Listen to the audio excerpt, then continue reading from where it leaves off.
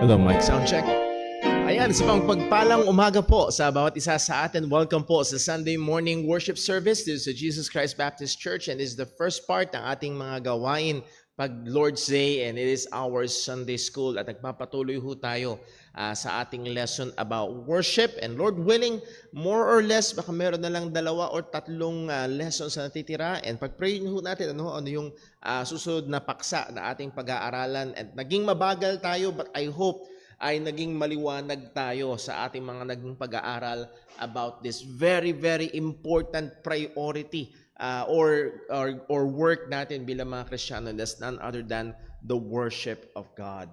At nawaho, patuloy tayong maging engaged sa mga lessons, and pag-pray natin, hindi lang basta tayo matuto, kung hindi, as James said, wag lang tayo maging tagapakinig, kundi maging tagaganap, maging tagagawa tayo ng mga salita ng Panginoon. So before we jump right in sa ating lesson, welcome po sa bawat isang naririto, maging sa ating mga kasama online. Tayo magsimula sa Sunday School sa pamamagitan ng pag-awit. Magsitayo po tayong lahat.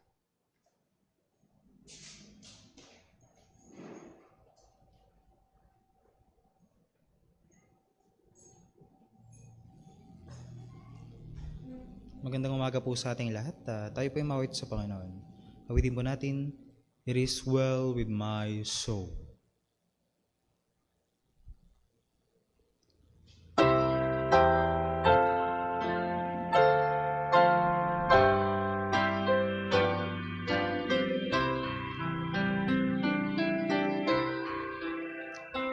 And peace like a river attended my way, when sorrows like sea billows roll. Whatever my lot, thou hast taught me to say, it is well with my soul. It is well with my soul. It is well with my soul. Oh, Satan should buffet, though trial should come, let this blessed assurance control, that Christ has regarded my helpless estate, and hath shed his own blood for my soul. It is well with my soul. It is well with my soul. My sin, oh, the bliss of this glorious thought. My sin not in part, but the whole is nailed to the cross, and I bear it no more. Praise the Lord, oh my soul.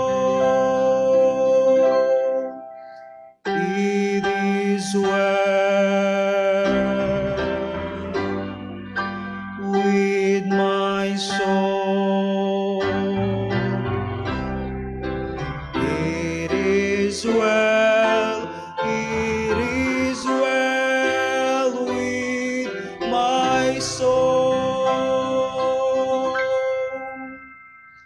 O Lord, haste the day when the faith shall be sight, the clouds be rolled back as a scroll, the trump shall resound, and the Lord shall descend. Even so, it is well with my soul. It is well with my soul. It is well, it is well with my soul.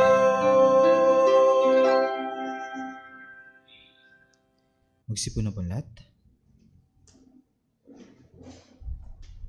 Amen. Purihin po ang pangalan ng Panginoon. And napakagandang po ng pananampalataya. At hopefully, bawat isa ho sa atin ay dumating doon sa ganong kalagayan na we can truly say, it is well with my soul. Though Satan should buffet, though trials should come, it is well with my soul.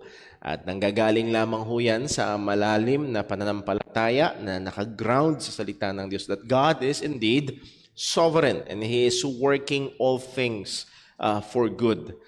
Kahit na yung mga mapapait, mabibigat at mahihirap na sandali ng ating buhay, according to the Word of God, it is for our good. So dako ho tayo sa ating lesson, and this is, believe it or not, lesson number 31. Lesson number 31 about worship. And again, hindi ho masama na tayo nagtagal dito sapagkat ito'y prioridad natin at dapat lang na malaman natin to ng mainam. Sa isang doktor, for example, isang surgeon, gusto mo bang nag-aral ng matagal na panahon yung mag-o-opera sa'yo o yung meron lang crash course? Okay, well, crash course is better than nothing. Nevertheless, ay hopefully nagkaroon ho tayo ng mas malalim na pagkaunawa at appreciation sa gawain na ito ng pagsamba. Bago tayo magpatuloy, let us pray. Panginoong Diyos, aming Ama sa langit, purihin ka. And as we have sang, it is well with our soul. So please teach us yung katotohanan, not just maging kaalaman lang namin, kundi maging settled conviction namin na itong katotohanan na ito ang hahawak sa amin, na ikaw nga ay soberano, na ikaw nga ay nagmahal sa amin, na ibinigay mo si Kristo. And therefore, anuman ang aming kalagayan, matutunan namin, Panginoon, na ikaw pa rin ay pasalamatan, luwalhatiin, at magkaroon kami ng kapayapaan na nanggagaling sa iyo. And Lord, salamat po sa kabutihan mo sa amin, sa pagsustento mo sa nakaraang linggo. At salamat, O Diyos, maging sa kapatawaran ng mga kasalanan na nagawa namin laban sa iyo. Lord, ngayong oras na ito, sa aming pag-aaral ng iyong salita, aming pong desire na lalo pang lumalim sa pagkaunawa ng iyong katotohanan. Gusto rin namin, Panginoon, na hindi lamang namin malaman, kundi magkaroon ng epekto sa aming mga pamumuhay ang mga katotohanan ito. Kaya, O Diyos, tulungan mo po kami sapagkat ikaw lamang ang makakagawa nito. Hindi ang tagapagturo, hindi ang mga nakikinig, kundi ikaw, O Diyos, ang nagbubukas ng mga puso. Tulungan mo nawa kami, bigyan mo kami ng kahandaan sa iyong mga salita at patuloy ka namin maluwalhati. Patawad po sa aming mga pagkakasala laban sa iyo, O Diyos, at patuloy kaming tumitingin kay Kristo lamang para sa kapatawaran ng aming mga kasalanan. Ikaw lamang ang maitaas, kahabagan mo po ang iyong lingkod, dalangin namin sa pangalan ng aming Panginoong Hesukristo. Amen. So dumako ho tayo sa ating review and medyo mas malayo yung inabot natin. As I've said, meron na lang more or less 3 lessons na natitira sa ating pag-aaral about worship. So pinili ko medyo mas umabot ng malayo sa ating pagre-review for us to be reminded of some very important foundational truths na atin hong mga napag-aralan. Na una, Jesus Christ and our worship. Do you remember this? Ito yung katotohanan. No worship is acceptable to God apart from the mediation of Jesus Christ. So again, from this truth, alam na agad natin yung tanong na, pero Paul, paano yung pag-worship ng mga Buddhist? Paano yung pag-worship ng mga Hindu? Paano yung pag-worship ng mga anito at kung ano-ano pang mga pananampalataya dyan? No, hindi yun tunay na pagsamba sa Panginoon. Ang sabi ng salita ng Diyos, ang pag-aalay natin sa Panginoon ay katanggap-tanggap sa Ama sa pamagitan ni Kristo Jesus. So apart from the Lord Jesus Christ, whatever we are doing ay hindi katanggap-tanggap sa Panginoon. Pangalawa, pinag-aralan natin theology and doctrine in our worship. And here is the truth. Theology and doctrine in worship are essential. Mahalaga. And kung naalala nyo, proper theology anchors and deepens our worship. At yung dalawang salita na yun ay mahalaga. Ito yung nag-aangkla. Para bang sa mga barko, nakaraang bagyong Christine, may ilang sasakyang pandagat na pumasok. Bakit? Maaaring hindi sila naka-angkla. At kapag ang barko ay hindi naka-angkla, ano mangyayari? Kung saan-saan dadalhin ng hangin. Therefore, maraming mga churches, maraming mga worship services, dala-dala ng hangin kung saan man ito ihipin. Dala-dala ng kultura, kung sino ang sikat, yun ang gagawin nila. Kung ano ang demand ng kultura. And then also, it deepens, nagpapalalim ito ng atin hong pagsamba sa Panginoon. Dahil mas nakikilala natin ang Diyos, mas nauunawaan natin sa biyaya ng Panginoon, maaaring hindi ko mapipinpoint yung panahon, pero nung naging maliwanag sa akin, nakilala ko ang Diyos na soberano talaga sa lahat ng bagay, as in sa lahat, maging sa kaligtasan. Mas lumalim yung pagpapasalamat ko sa Diyos sa kaligtasan. Mas lumalim yung pagpupuri ko, mas nakaka-amaze yung gawa ng Diyos na pagliligtas sa atin. So again, nagpapalalim ito ng ating worship. Then, pinag-aralan din natin, what do we do when it is not Sunday in our worship? Hindi lamang yung ginagawa natin ng Sunday morning, ang kailangan natin bigyan pansin, kundi yung ginagawa natin ng Monday to Saturday. And here is the truth, true Christian worship is not only on Sundays, but it's a daily life character and commitment of a true believer, which is corporately expressed and celebrated on the Lord's Day. So, ang pagsamba sa Panginoon ay hindi tuwing linggo lang. Ang totoong Kristiyano ay sumasamba sa Diyos as we have pinost ko minsan, coram Deo, that is living in the presence of God.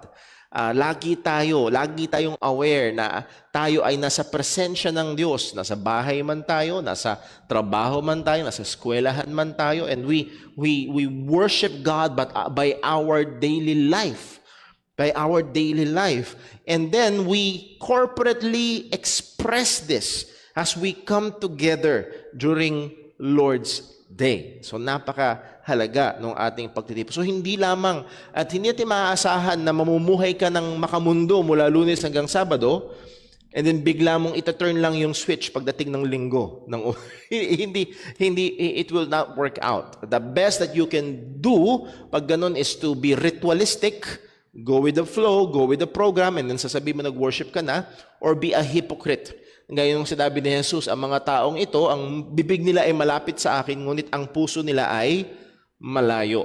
And that both are not acceptable worship to God. Next, pag-aralan natin what we do in our worship service. So naging mas particular tayo, hindi ito yung ating mga individual worship sa Panginoon, yung ating mga devotional life, kundi yung ating corporate worship, coming together in the Lord's Day to worship Him. And here's the truth. True worship or worship is rejected on the ground of doing something not commanded, not merely on what is forbidden. Nakita natin ito sa salita ng Panginoon. Ang hakbang ng pagsamba na gumagawa ng isang bagay na hindi inutos ng Diyos ay hindi katanggap-tanggap sa Diyos. Therefore, ang pangunahin nating layunin sa worship is not to be creative but to be faithful. Hindi tayo malaya na gawin lang basta yung gusto natin. So hindi pa pwede. Halimbawa, may kausap tayo na, "Well, Brother Paul, hindi man ako nakakapunta sa church pag Sunday. Ganito ko naman sinasamba ang Diyos." Nakukuha niyo? I hope dahil malinaw sa atin ang salita ng Panginoon, meron na agad, na-filter na agad. At kaya nating unawain yun sang-ayon sa sinabi ng salita ng Diyos na merong problema yung statement na yun. Na yes, tama, na buong mula Lunes hanggang Linggo, namumuhay ka para sa Panginoon, pero hindi tama na pampalit yun. Dahil merong mga malinaw na inutos ang Diyos na huwag nating pabayaan ang pagtitipon. So again, worship is rejected on the ground of doing something not commanded.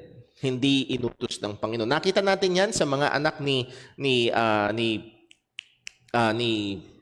si Nadab and si Abihu, mga anak ni Aaron, ayun, na nag-alay sila ng strange fire. Nag-alay sila sa Diyos, pero inalay nila ay hindi sang-ayon sa inutos ng Panginoon. Anong ginawa ng Diyos? Sabi ba ng ay dahil sincere naman ng puso nila, okay? Hindi. Pinatay sila ng Panginoon by offering a strange thing. Pag sinabing strange, hindi yun yung inutos ng Diyos na ialay nila. So what is acceptable worship? Acceptable worship is this, as Deuteronomy 12:32 said, what thing soever I command you, observe to do it. So ang ating effort must be hindi nakafocus nga sa creativity, but to the observance, to faithfulness, kung ano ang inutos sa atin ng Panginoon. At pag binasa nyo, ang context ng Deuteronomy 12, it's about worship in the temple.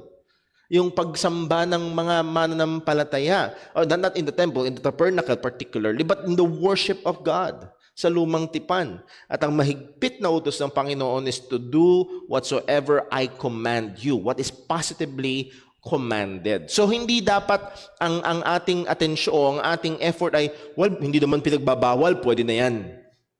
Merong ganong, yun ang approach sa worship, hindi naman pinagbabawal. Okay lang gawin yan sa pagsamba sa Panginoon. Well, hindi yun ang makikita natin na tono ng salita ng Diyos when it comes to the worship of God. Point, doing what is positively commanded or prescribed by God in His Word is the key to offering acceptable worship to Him. And kagaya na pag-aralan natin, ang focus niyan ay nasa New Testament sapagkat may mga inutos sa pagsamba sa Diyos sa bagong tipan na lumipas na. Bakit lumipas na? Dahil dumating na ang ating Panginoong Hesukristo. Sabi nga ni John MacArthur when it comes to this, sola scriptura, and we believe in sola scriptura, the sufficiency of Scripture ought to spur us to keep reforming our churches, particularly to regulate our worship according to biblical guidelines. Okay? And to desire passionately to be those who worship God in spirit and in truth. And ano ang basis ng truth? Hindi ang culture, hindi ang ating damdamin. Okay? Yung iba, yun ang gusto eh. Well, Brother Paul, gusto ko maging authentic sa worship. So kung ano yung feeling ko, yun yung totoo, yun yung hindi. You will not be worshiping God according to His truth. We must worship God according to the Spirit and in truth. If we believe sola scriptura, that means sapat ang Biblia, then sapat din ang Biblia pagdating sa worship. Kung paano natin sasambahin ng Diyos, particularly in our corporate setting. So anong application nito? We must be willing to put our worship services and all its different parts under the test of the positive prescription of the Scriptures. So ano man ang ginagawa natin sa ating pagsamba, again, nagiging specific tayo sa ating gawain ng pagsamba. Hindi Sunday school. Ito ay Sunday school. Sana nanonotice niyo sa language natin. Hindi, yes, bahagi ng mga gawain natin pag Lord's Day ang Sunday school, pero meron tayong partikular na panahon ng ating pagsamba. At hindi ho yun Sunday school. Hindi bahagi ang Sunday school. But again, ano man ang ginagawa natin sa pagsamba sa Panginoon, ang lahat ng aspeto nito sa mga ginagawa dito ay dapat ipailalim natin sa testing ng salita ng Diyos. Ito ba'y sinasabi? Ito ba'y inuutos ng Panginoon? Just for example, dancing. Ang daming mga churches na sumayaw tayo sa kaluwalhatian ng Diyos. Amen? Umindak ka para kay Lord. Is it present in Scripture? Yung mga bagay ho na yon. Okay? So, break dancing for the glory of God. So, may biglang umiikot dito sa harapan for the glory of God. And then yun daw ang pagsamba niya. Yun ang offering niya kay Lord. Muli ho, may lugar, mga bagay ho na yon that is God glorifying, pero wala ito sa loob ng church. Okay? Lalo na sa konteksto ng pagsamba. So we do hold to the regulative principle of worship. And because of all that, sana nakita niyo, paano tayo dumating dito sa RPW? Hindi tayo dumating dito dahil ito lang yung trip natin. Hindi tayo dumating dito dahil ito yung tradisyon natin. No. Ito dumating tayo dahil ito ang dinedemand ng salita ng Panginoon sa pagsamba sa Kanya. So what are the elements of the New Testament worship na ating nakita sa Bagong Tipan? Ministry of the Word of God, that is the reading and preaching of God's Word, singing, pagpuri sa Panginoon sa pamamagitan ng awitin, prayer with thanksgiving, pananalangin sa Panginoon na may pagpapasalamat, the administration of the ordinances, Lord's Supper, and baptism, at mamaya gagawin ho natin yung Lord's Supper, and then yung ating giving, that is honoring God with the resources na Kanyang pinagkatiwala sa atin. All these 5 elements ay nasumpungan natin sa Bagong Tipan. At nandito tayo ngayon sa ating pag-aaral sa tungkol sa worship, atmosphere of worship. And napakadaming mga worship materials, napakadaming mga worship clinics, workshop, na ang sentro ay ito, atmosphere. At pag sinabing atmosphere, it is a prevailing spirit, feeling, or disposition. Ano ba yung pakiramdam ng mga tao pag dumating sila sa church? Ano ba yung spirito? Ano ba yung disposition ng mga tao pag dumating sila sa church? Yung congregasyon, yung behavior nila, nakikita ito sa behavior and yung external effects. So, yun ang focus ng maraming mga worship, workshops, teachings, and plans. Ito ba dapat ang focus natin bilang iglesia ng Panginoon? Forget about, kumbaga, kalimutan mo na yung nutrisyon, mahalaga ay malutong. Actually, yun yung approach ng chichirya eh. Tama? Hindi ka naman kumakain ng chichirya kasi it's a good source of iron. Kasi malutong. Tama? Masarap. Pero hindi nutritious. At marami yun ang approach pagdating sa worship. Gusto ng lutong. Gusto ng flavor, pero walang nutrisyon ng katotohanan ng tunay na pagsamba. So, yun ba yung habol natin? Yun ba yung goal natin? Truth, narito yung katotohanan na pinag-aralan natin for the last 2 Sundays. True worship creates its own atmosphere and vice versa. And not vice versa. Ang totoong pagsamba ang gumagawa ng atmosphere. At hindi kabaligtaran nito. Hindi yung atmosphere ang magdidikta ng pagsamba. Kundi yung pagsamba ang magdidikta ng atmosphere. Maniwala ho kayo, isang example na naiisip ko ho ngayon ay walang iniwan niya sa dalawang nag-iibigan. Dalawang nag-iibigan, kahit saan mo dalin mo sa dalampasigan, magiging sweet sila na parang sila lang ang tao sa mundo. Dalin mo man sa gitna ng Divisoria, yung nag-iibigan, sa gitna ng Divisoria, parang sila lang din. Yung pag-iibigan nila ang nagdidikta ng atmosphere nila. Now, I'm not saying na walang epekto yung nasa paligid. Okay? At kagaya ng atin na pag-aralan, pwedeng umepekto yan, pwedeng magpaganda, o pwedeng magsira. Actually, yung atmosphere na ginagawa or yung atmosphere na ano bang tamang salita dito? Genetically, hindi naman genetically. Ano yung tawag sa artificially produced atmosphere ay maaaring makasira sa worship. At baka mamaya, dahil pwede nating i-design, maniwala kayo, pwede nating i-design ang gawain na pagdatapos mapapaiyak ang madami. At maraming mga tao, akala nila, porket umiyak sila, na-touch ang emotion nila, ay ano daw? Brother Paul, talagang powerful ng worship.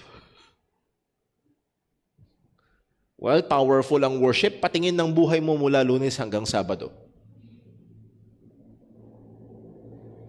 So again, kailangan nun natin maging maingat sa bagay na ito. Muli, ito ang push ng marami, ito ang concentration ng maraming mga gawain, pero tayo bilang mga nagsusumikap at gusto nating gawin ang kalooban ng Panginoon, ano ba ang ating dapat gawin? Number one, nakita natin, God's presence carries its own atmosphere.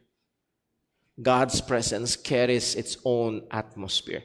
Naalala ko ho, meron ako mga, hindi ko maalala kung sino particular na tao, pero merong kinakwento ang isang tao patungkol sa isang tao na ang sabi niya, ito lang sabi niya, pag dumating siya, alam mo. Halimbawa, may party, maraming tao, pag dumating siya, alam mo. Nag-iiba yung atmosphere, may dating. Tao lang yun. Tao lang yun. Again, ang presensya ng Diyos ang nagdidikta ng atmosphere ng worship. Ang presensya ng Panginoon. For example, nabasa natin, tumingin tayo ng example ni Ezekiel, ni Jacob, at ng ilan pa sa Lumang Tipan. But ang babalikan na lang natin ngayon na yung example ni Isaiah. Nung nagkaroon ng vision of God si Isaiah, sa Isaiah chapter 6, saw the Lord high and lifted up. Ang sabi na Isaiah chapter 6, anong naging epekto nito kay Isaiah? Then said I, sabi ni Isaiah, woe is me, saaba ko, I am undone. At yung word na undone dito, sa lengguwahe siguro mas maunawaan natin, durug ako. Durug ako. Hindi. Totally contrary sa maraming superficial claim ng presence of God na natataas ang tao. O pag ang isang tao na encounter ang presensya ng Diyos, durug ang tao. Hindi mo makikitang mahalaga ka, hindi mo makikitang malaki ka, makikita mo kung gaano tayo kaliit at gaano tayo kadumi. Yun yung sabi ni Isaiah, because I am a man of unclean lips. At dito yung lips ay sumisimbolo sa kanyang kabuuan. Ako'y madumi, and I dwell in the midst of the people of unclean lips. And again, sino itong mga taong ito? These are the religious people of Israel. For mine eyes have seen the King, the Lord of hosts. So muli, the atmosphere of profound and earnest worship is not determined by the architecture, background music, or the worship team. It is the presence of God that truly creates this environment. Yung atmosphere, yung sense ng profound and earnest. Ibig sabihin profound, malalim. Malalim, hindi yung umattend ka lang. Hindi yung basta naupo ka lang at nagtiis ka ng 2 oras, then umuwi ka. Then sinabi mo nag-church ka. O umattend ka lang ng worship service. No. Merong malalim, merong tunay, merong matindi, merong earnest. Worship is not determined by the architecture or yung background music o yung programa ng pagsamba. Ang nagdedetermina nito ay ang presensya ng Panginoon. Yung presensya ng Diyos. And muli, pwede itong subukang i-manifest hypocritically. Naalala niyo, pinalabas natin dito, yung meron pa silang glory cloud, na yung isang malaking church sa Amerika, nagpaulan sila ng mga gintong confetti. Sagsigawan yung mga tao. Ang presensya ng Diyos! Oh. So, muli, naging hysteria rather than conviction of sin, kagaya nakita natin kay Isaiah. So, muli ho, yung tunay na presensya ng Diyos, yun yung nagpapaseryoso ng pagsamba. And sa gaya ng sinabi ko last Sunday, hindi ibig sabihin seryoso ng pagsamba, dapat umiiyak ka. It may be na pumasok ka sa church na nagluluksa ang iyong puso sa digdi ng problema. Pero dahil na-encounter mo ang Diyos, kagaya noong si Hagar, alam si Hagar, yung alipin ni Sarah, nung mamamatay na silang mag-ina, iniwan niya yung anak niya sa malayo, ayoko na lang makitang mamatay ang anak ko. Pero kinausap siya ng Diyos sa pamamagitan ng isang anghel. Anong sabi niya? The God who sees, ang Diyos na nakakakita. Kita ng Diyos. So maaaring yun yung kalagayan. Tingin mo, ikaw si Hagar at wala na, tapos na, hindi ka na kaya, mahina na ako, bagsak na ako. At pagdating mo sa church, sa biyaya ng Panginoon, sa pangangaral ng salita ng Diyos, na ipaalala sa iyo, na ipakita sa iyo, kita ng Diyos. Kita ng Diyos. Hindi na wala yung problema. Pero yung pusong nagluluksa ngayon ay may kapayapaan na. At maaaring may konti ng ngiti sa labi na nakikita.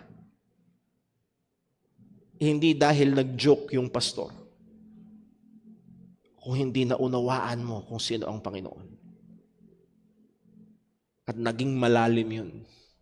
At e-epekto yun sa iyo buong linggo. So sana makita ho natin, ito yung pagsamba na hindi lamang programa, hindi lamang ritual, kundi again, ang nagdidikta ng atmosphere ng worship ay walang iba kung hindi ang presensya ng Panginoon. And then bigyan natin pansin ng iba't ibang kategorya ng presensya ng Diyos. Ang God is omnipresent. Siya nasa lahat ng dako, sa lahat ng oras, sa kanyang kabuuan.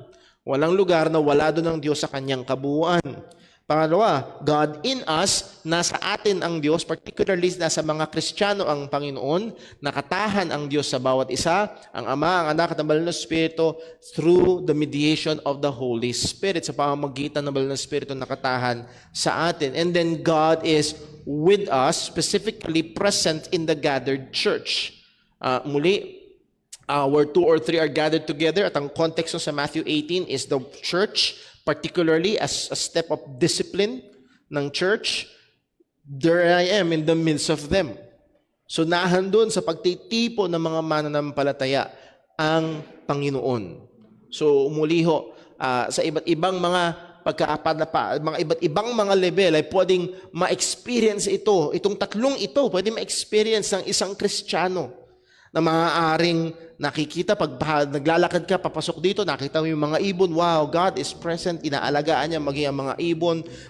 Pagpasok mo dito, napakinggan mo ang pangangaral na, wow, purihin ng Diyos, kita ng Diyos yung kalagayan ko, naging very personal, God in us.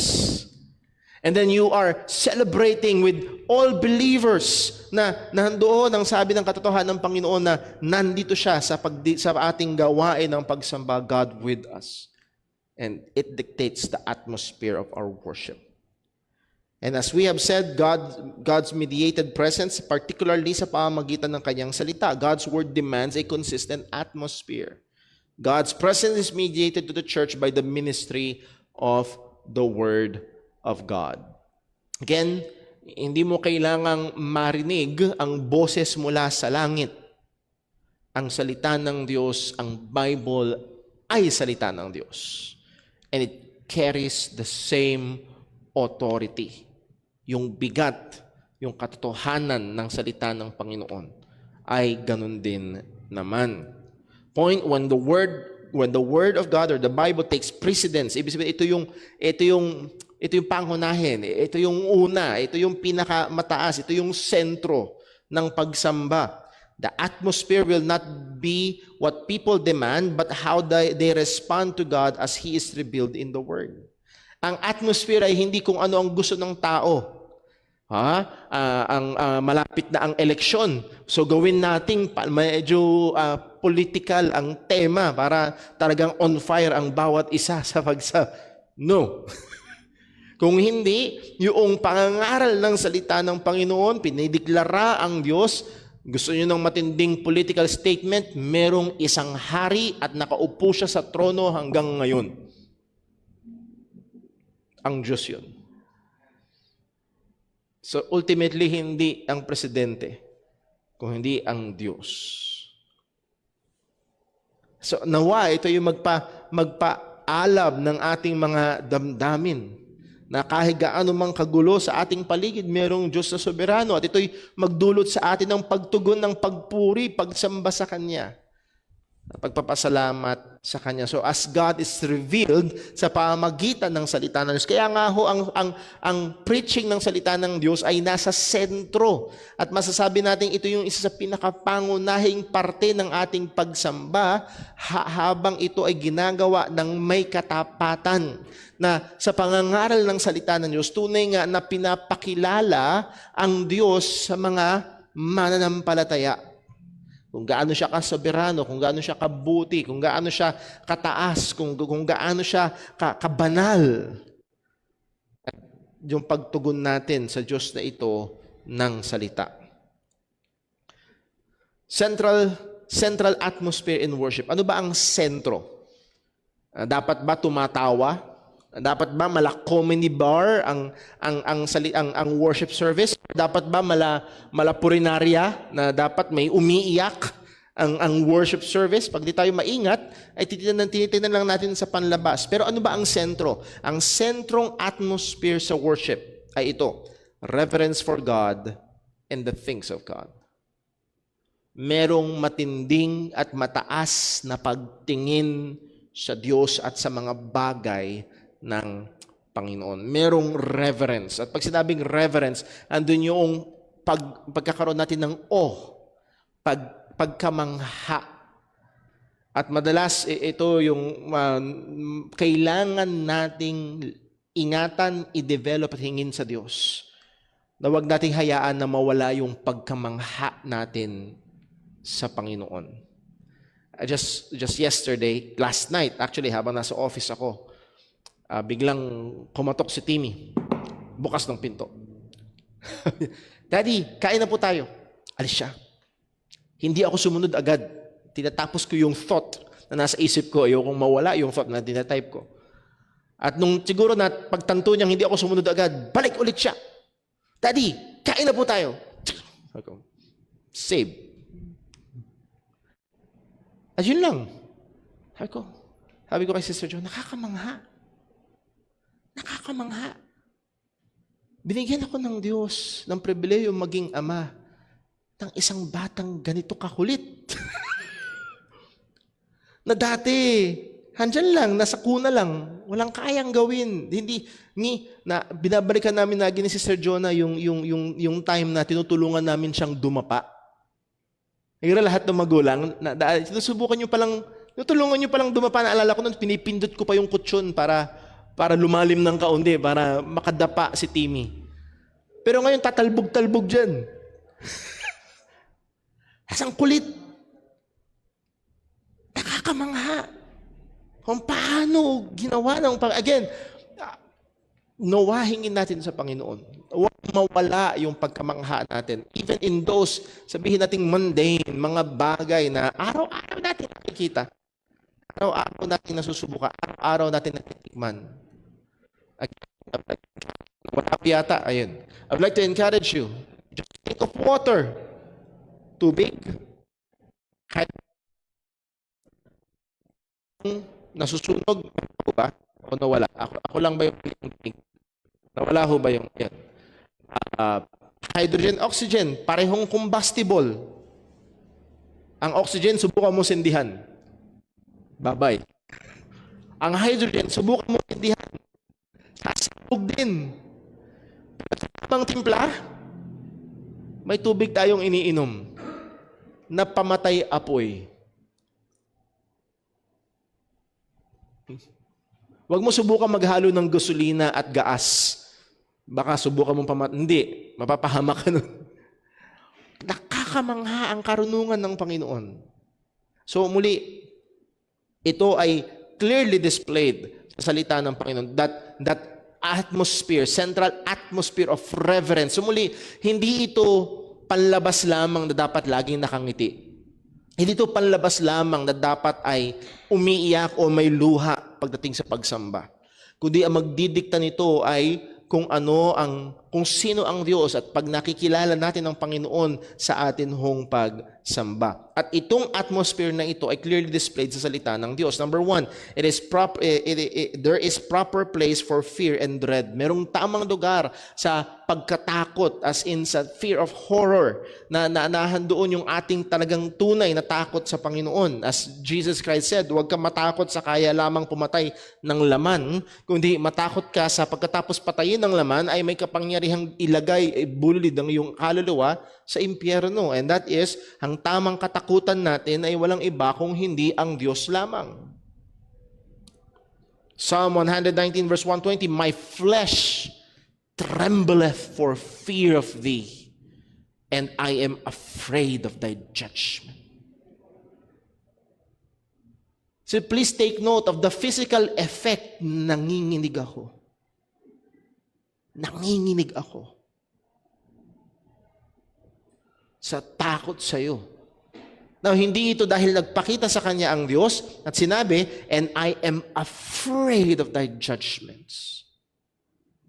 Yung mga salita ng Diyos, mga kautusan ng Panginoon. I'm reminded sa isang preaching na ginamit ng Diyos years ago ni Jonathan Edwards. Maybe 200, 300 years ago, si Jonathan Edwards. Ang sermon title is Sinners at the Hands of an Angry God. At ginamit ng Diyos yon sa makapangyarihang paraan na doon daw sa congregation ay merong kumakapit sa mga upuan na pakiramdam nila parang bubukas ang lupa at lalamunin sila ng impyerno. Dahil naunawaan nila ganong kabanal ang Diyos. May epekto sa kanila. Nawa, tulungan tayo ng Panginoon at hindi ito artificially created na dadaanin sa drama ng pastor. Kundi ito ay ang Diyos na kukunin yung kanyang katotohanan at ia-apply, ipapakita sa atin. At nawa, hingin natin yun sa Panginoon. Nawa, tulungan tayo ng Diyos. Lord, ayoko na dumaan lang ang worship service. Ayoko na matapos lang ang programa. Lord, gusto ko talagang sambahin ka. Gusto ko talagang sambahin ka. Deuteronomy chapter 7 verse 9, anong sabi? Know therefore that the Lord thy God, He is God, the faithful God, which keepeth covenant and mercy with them that love Him and keep His commandments to 1,000 generations. Verse 10, and repayeth them that hate Him to their face.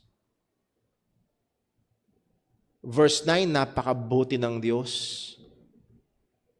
Pero pagdating sa verse 10, naghihiganti ang Diyos. Matakot ka. Matakot ka. To destroy them, He will not be slack to him that hated Him. He will repay him to his face. Yes, nakakatakot ang Diyos.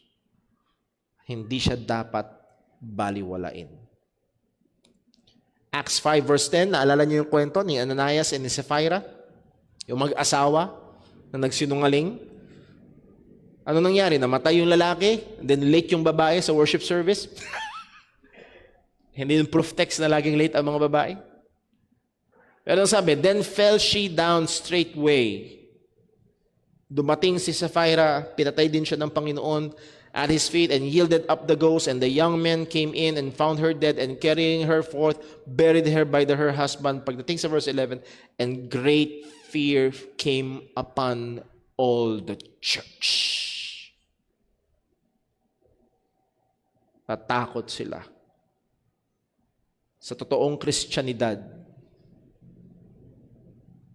seryoso ang Diyos sa kasalanan. Dapat lang talagang matakot. Nakakatakot ang Diyos. Walang iniwan niya sa kriminal, kabahan siya pag may pulis. Tama? Kabahan ka pag may pulis. Kung kriminal ka.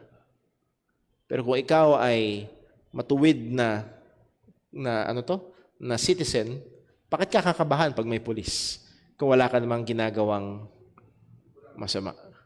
So muli, yung presensya ng Diyos ay tunay nga na nakakatakot. Pangalawa, principal thought, reverence as awe at the exalted glory of God. Ito yung principal thought. Kung merong principal, nakita natin kanina, proper place for fear and dread. Pangalawa, meron namang principal thought. Ito yung pangunahing kaisipan na dapat nasa atin pagdating sa pagsamba sa Panginoon. That's reverence as awe at the exalted glory of God. Muli, ito yung paggigilala sa Panginoon. Sa pagkamangha natin sa mataas na kaluwalhatian ng Diyos. So, away with worship services na ang taas ay yung mga tao. Away with that. Hindi welcome sa pagsamba sa Diyos ang pagtataas ng tao. Huwag niyo sana pagkamalian. There is a place for appreciation. Sana makuha niyo ho. As Apostle Paul did, meron siya mga ina-appreciate sa salute the household of Crispus and greet our brethren for they are faithful laborers. So merong appreciation. Pero yung pagtataas ng tao, sabi ko nga ho sa inyo, nakapakinig ako ng preaching na yung pastor ay merong 9 na illustration at 7 sa 9 ay siya. At puro mabuti. So, ang tawag ko nga ho nung kaibigan naming tagapagturo, na nabanggit ni Brother Darrell, acology. Hindi theology, acology. Ako. Tingnan niyo ko, gayahin niyo ko.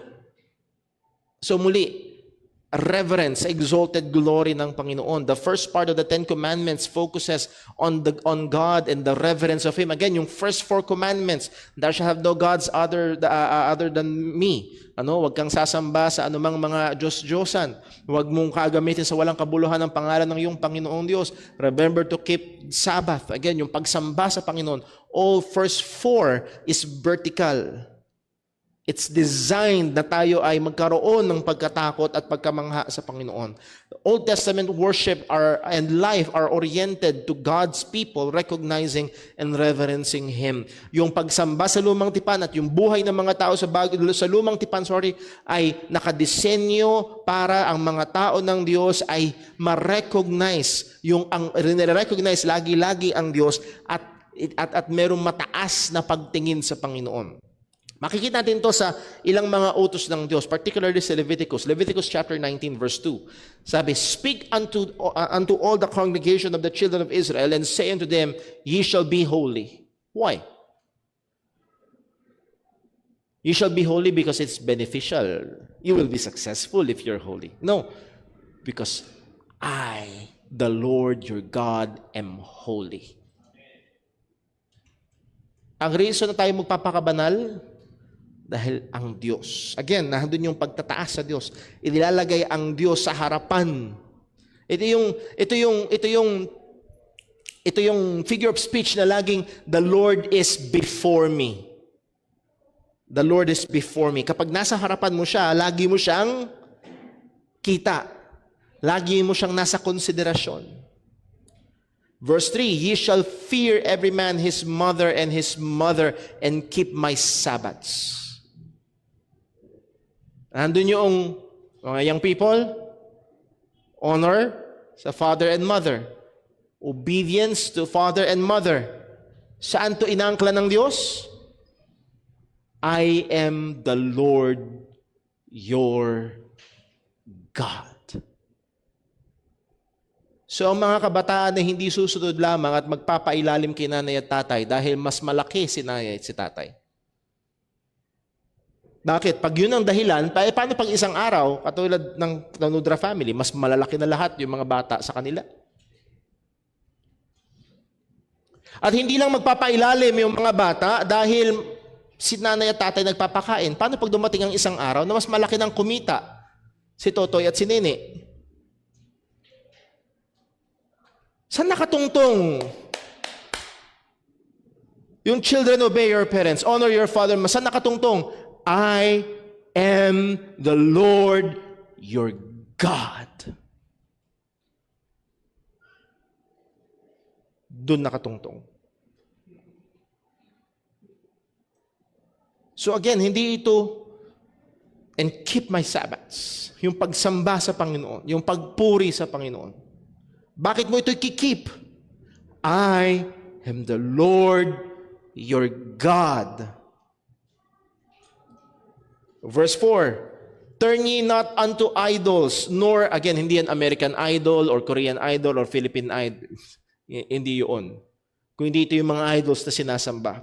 Turn ye not unto idols, nor make to yourselves molten gods. Bakit? Bakit? I am the Lord your God. Hindi kultura ang basihan. Hindi yung uso ang basihan. Ang Diyos ang basihan. Verse 14, Leviticus 19, thou shalt not curse the deaf, nor put a stumbling block before the blind, but shall fear thy God.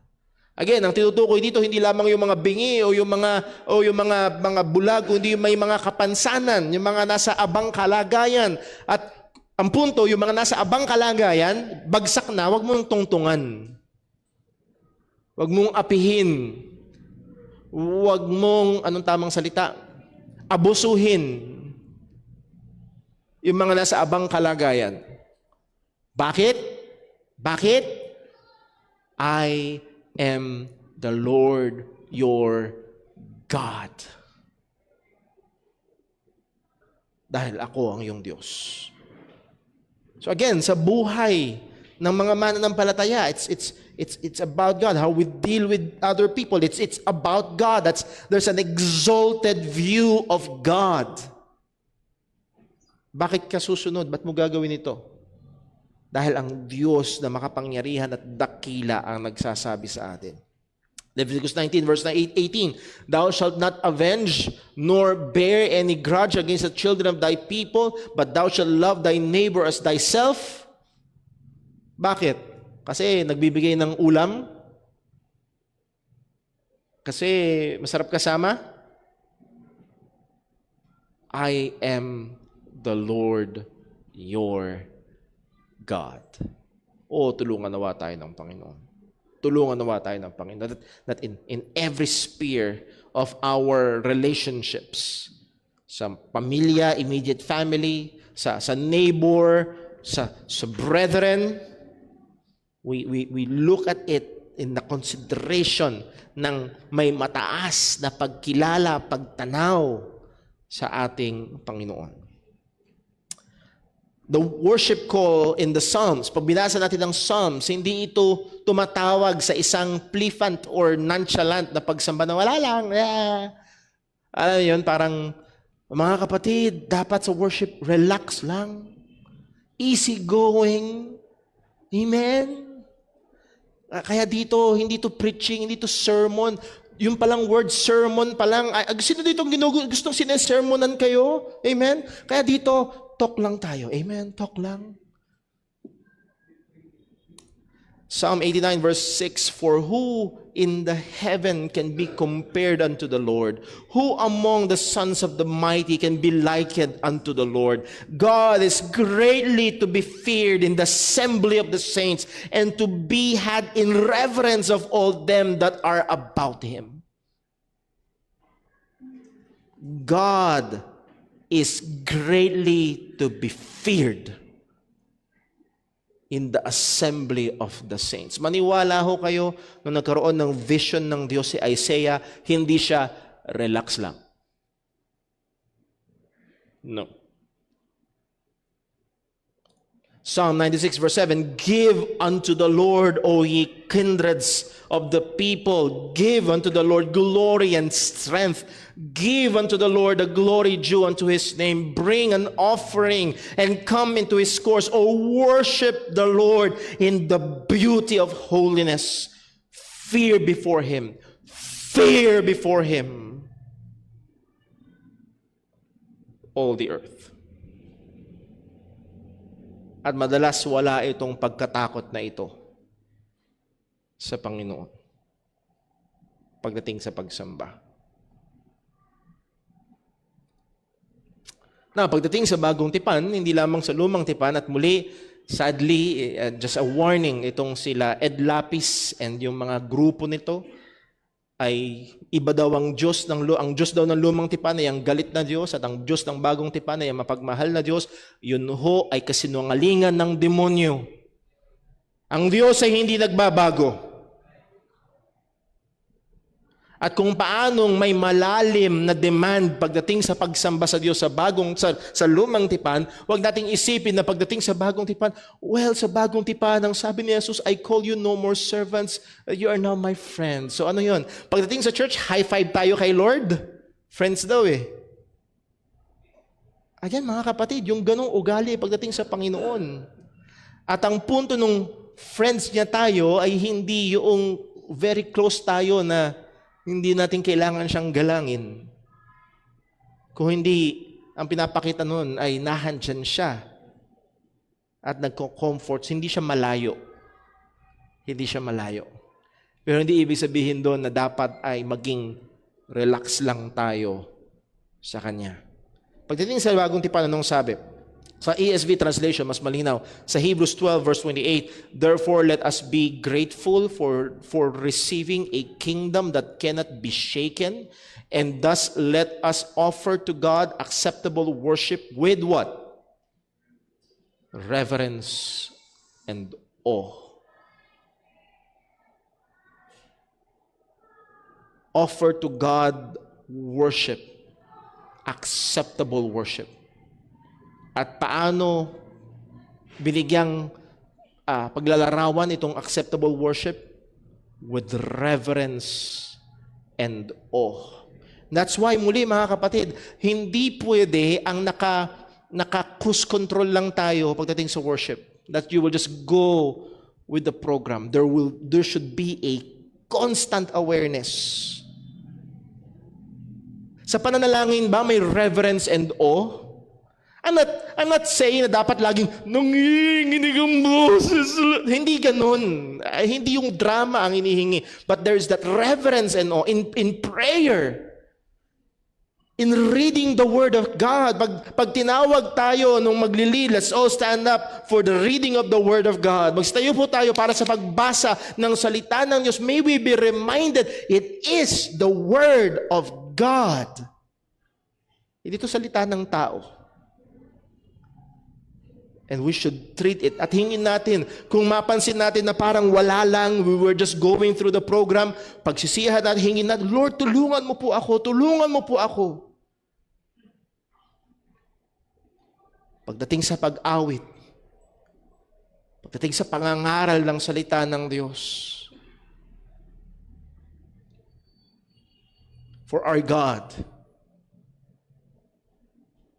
is a happy-go-lucky God? No, He is a consuming fire.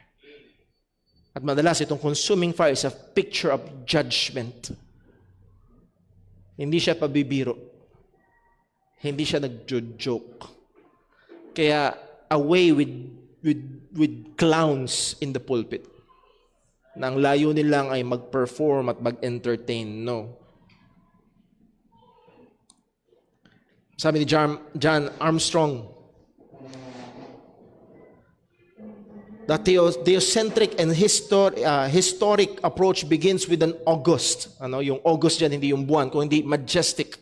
Ang ibig sabihin, majestic, holy God who is to be adored. Theocentric and historic approach when it comes to worship ay magsisimula sa mataas na pananaw sa Diyos. In this approach, God's glory is the motivating cause, and the worship itself is far more objective, and as opposed to the subjective approach of the modern trend. So again, ang magdidikta ng worship service, ang magdidikta ng atmosphere ng worship service ay hindi yung feeling ng pastor o hindi hindi yung weather ng worship leader, kung hindi ang Diyos. And just an application sa bawat tumatayo sa likuran ng pulpito, lalo na sa mga ngaral, sa mga maglilid ng prayer, sa magpapaawit, sa sino man. At hindi lamang sa mga tumatayo, kundi sa bawat isa. Worship the Lord. There should be an awe. Merong reverence sa Panginoon. Case against entertainment, bilisan na lang ho natin. In a public show by performers for the intention of pleasing the audience, yun yung entertainment. Case against entertainment in worship. 1, it trivializes the serious. Hindi na seryoso. Wala na, nawawala yung kaseryosohan. Number 2, it blunts direct confrontation with God's Word. Lalo na kapag mayroong mga rebuke ng salita ng Panginoon. Sinusubukang ipamper. Number 3, it works against meditation. Paano ka magme-meditate ng may kaseryosohan kung ang nakatayo sa likuran ng pulpito ay isang clown? Thirdly, it is very poor substitute for the wide variety of spiritual responses to God. Muli, pwedeng piliting i-design na next week ang magiging atmosphere ay masaya. Pero pagdating sa pagsamba, may iba't iba. Pag na-encounter ang Diyos, as I've said nga, pwedeng ma-encourage ka, pwedeng madurog ka dahil nakita mo kung gaano ka kadumi, at pwede kang magkaroon ng pag-asa na paalala sa iyo na muling babalik si Kristo. At ang lahat ng ito ay pwedeng in one congregation ay pwedeng magkaroon ng iba't ibang spiritual, legitimate worship response sa iisang Diyos na hindi artificially molded ng programa. Sabi ni Spurgeon, the fact is that many would like to unite church and stage, cards and prayer, dancing and sacraments. When the old faith is gone and enthusiasm for the gospel is extinct, it is no wonder that people seek something else in the way of delight. Lacking bread, they feed on ashes. Rejecting the way of the Lord, they run greedily in the path of folly. Again, pag hindi na sila seryoso sa Panginoon, magseseryoso sila sa laro. At yun yung magiging atmosphere ng worship. Ano yung mga controllable externals natin? The external circumstances must aid the atmosphere of reverence and not sidetrack from it. Yung mga nasa labas, yung mga nakokontrol natin mga bagay ay dapat mag-aid sa circumstances o mag-aid sa atmosphere ng reverence. O kung meron tayong pupuntiryahin ay yung atmosphere ng mataas na pagtanaw sa Panginoon. Ano yung ilang mga bagay-bagay? 1, visual stimuli. Pag sabing stimuli, excitements. Yung mga nakikita na maaaring magpa-excite sa atin. At the same time, maaaring mag-sidetrack sa atin. Sa Biblia, merong ban on images. Bakit walang mga rebulto dito sa church? Maaaring mga bata nagtatanong. Kasi ang Diyos mismo ang nagbawal. Thou shalt not make unto thee any graven image or any likeness of anything that is in heaven above or that is in the earth beneath or that is in the water underneath the earth. At nung pinag-aralan namin ito nila Timmy, niliwanag ko kay Timmy, hindi ibig sabihin lahat ng statwa bawal. Ibig sabihin lahat ng picture bawal. Diyan, may picture si Mami at Daddy nung kasal. Anong pinagkaiba niyan? Thou shalt not bow down thyself to them, nor serve them. Merong pagsamba, merong paglilingkod, merong pagtatangi dito sa mga larawan at mga figura na ito. Bakit daw? For I, the Lord thy God, am a jealous God. So merong pagbabawal. So hindi pwedeng sabihin na, well, Brother Paul, yung mga larawan at statwa na yan ay tulong lang naman. No, it sidetracks you. Hindi siya makakatulong. Ang ibinigay sa atin ng Diyos para mas makilala natin ng Diyos ay hindi larawan o figura, kundi ang salita niya. Preaching-centered, visible prominence of the pulpit and the Bible. Muli, if God's presence is mediated through the Word, there should be an obvious na pagsatangi at pagiging sentro, prominence ng salita ng Diyos o ng pulpito sa pagsamba ng mga tao ng Diyos. Sa Nehemiah chapter 8 verse 4, and Ezra the scribe stood upon a pulpit of wood which they had made for the purpose. So again, hindi ibig sabihin na masama ang fiberglass na pulpit, hindi masama ang stainless. Sabi, biblical pulpit of... Hindi yun kasi wala pang stainless noon at wala pang fiberglass noon. So wag mong isipin na may magical thing sa kahoy. O mas banal ang mga ngaral na nasa likuran ng pulpitong kahoy. No, that's a wrong application. Pero pagdating sa verse 5, makita na, and Ezra opened the book in the sight of all the people, for he was above all the people. Hindi ibig sabihin na mas mataas si Ezra, na mas importante siya, kundi itinaas lang siya para kita siya ng lahat. Bakit itong pulpit area natin mas nakataas? Bakit may mga churches na ang disenyo nila ay palusong naman? Again, ang punto ng lahat ng yun ay para kita. Para nakikita. At dahil, ayon din sa pag-aaral ng mga eksperto, hindi lang basta yung pakikinig. Kung hindi yung nakikita, ay may epekto. Ezra opened the book in the sight of all the people, for he was above all the people, and when he opened it, all the people stood up. Doon natin kinukuha yung pagbabasahin natin ng salita ng Diyos, magsitayo po tayong lahat para sa pagbasa ng salita ng Panginoon. Sinabi ko, magsitayo po tayo, hindi, wag ka muna tumayo. Minimize distractions and temptations. Ang goal natin ay i-minimize yung mga distractions, i-minimize yung mga temptations. Isang example, hindi ito lang, pero isang example sa 1 Timothy chapter 2 verse 9. Anong sabi? In like manner also that women adorn themselves in modest apparel with shamefacedness and sobriety, not with broidered hair or gold or pearls or costly array, but which becometh women professing godliness with good works. Ang tinutukoy dito, ibig sabihin lang ba, bawal ang pag-ayos ng buhok, bawal ang ginto o perlas at mga damit na mga maggayak na mga damit sa mga kababayan sa church? Hindi yun ang punto. Ang punto ay ito, umaagaw atensyon.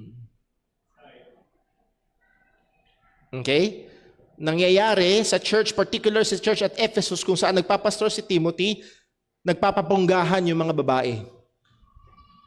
Pansinin niyo ako sa brand ng bag ko. Pansinin niyo ako sa brand ng shades ko. Pansinin niyo ako sa brand ng belt ko. Pansinin niyo ako sa brand ng damit ko. Ang sabi ng salita ng Diyos, magpakabanal ka. Yun ang una. Yun ang una.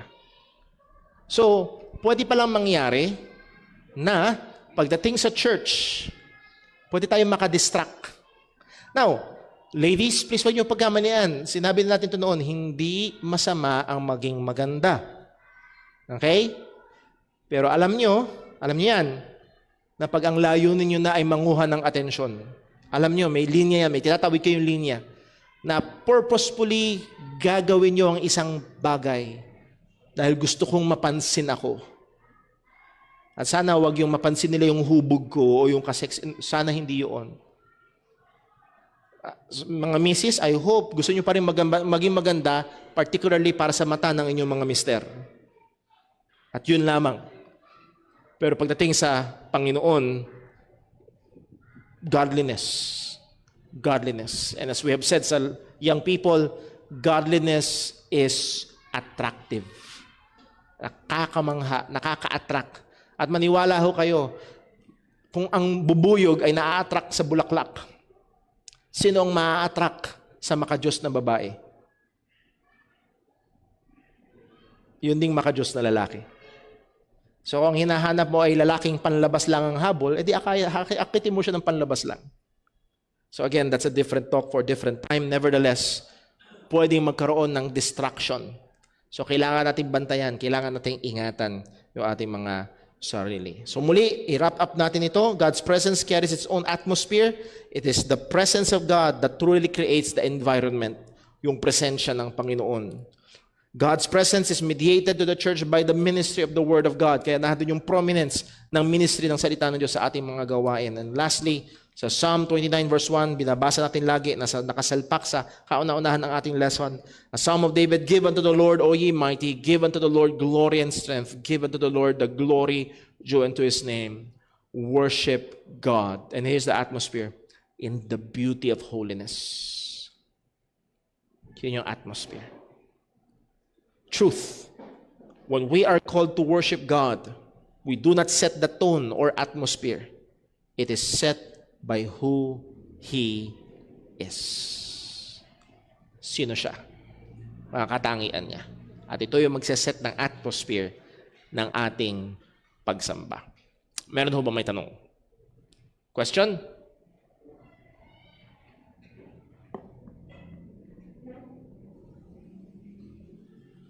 Question po? Kung wala, hindi natin pipilitin.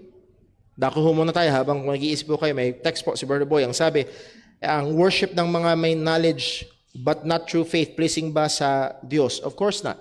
As we have started kanina, kung yun naalala, kung pupunta tayo sa simula. Ayan. Sorry, sa first slide. Jesus Christ and our worship, no worship is acceptable to God apart from the mediation of Christ. Walang ibang katanggap-tanggap na pagsamba sa Diyos, liban na lang sa pamamagitan ng ating Panginoong Hesukristo. So maaaring nandito ka sa church na ito, you go through the program very well, and maaaring meron kang emotional high. Pwede yun eh. Tama? Magkaroon ka ng emotional high, matouch ka ng isang illustration, may tumulo kang isang luha, tapos tumawa ka ng marami. At paglabas mo ng building na ito, ang gaang ng feeling. Pero kung wala ka kay Kristo, hindi ka tanggap-tanggap ang pagsamba. Kung wala ka kay Kristo. So kailangan na ikaw ay isang tunay na mananampalataya. Meron pa ho ba may tanong? Isa? Going once. Going twice. Okay. Kung wala, hindi ko pipilitin. Let's pray. Panginoon naming Diyos, aming Ama sa langit, purihin ka. Purihin ka. O Panginoon, tunay, napakataas mo. Napakadakila mo. Ngayon, hindi kami karapat-dapat na sumamba sa iyo. Hindi mo kailangan kami na sumamba sa iyo. Hindi ikaw ang nangangailangan sa amin, kundi kami ang nangangailangan sa iyo. Anong pribilehiyo, Panginoon, na binigkaloob mo sa amin? Bilang yung mga nilikha. At hindi lamang yung mga nilikha, bilang yung mga tinubos, na maaari kami mag-alay ng pagsamba sa iyo. O Panginoon, tulungan mo nawa kami. Paalalahanan mo kami.